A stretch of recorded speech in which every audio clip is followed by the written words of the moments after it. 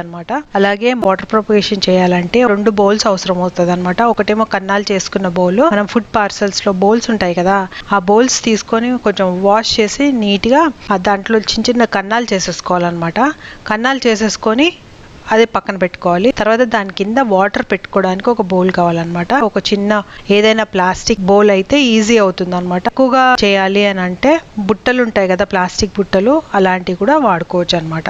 ఇప్పుడు నేను చేసేది ఇంత చిన్న బౌల్స్ చేస్తున్నాను. సో కన్నాలు చేసిన బౌల్లో పచ్చిశనగలు ఆల్రెడీ మొలకలు వచ్చాయి కదా, ఆ మొలకలు వచ్చేసినవన్నీ దీంట్లో పెట్టేస్తాను అనమాట.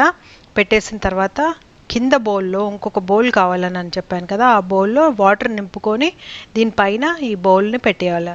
పెట్టేసి వాటర్ ములిగినంత వరకు మనము పెట్టేసుకోవాలి. పెట్టేసుకుంటే 2-3 డేస్కి కింద అంతా రూట్స్ అన్నీ ఫామ్ అయిపోయి వచ్చేస్తూ ఉంటాయి అనమాట. ఫామ్ అయినా కొద్ది పెద్ద బౌల్ పెట్టుకోవాలి. ఒకవేళ వీలవుతే పెద్ద వాటర్ బౌల్ పెట్టుకుంటే ఇంకా మంచిది.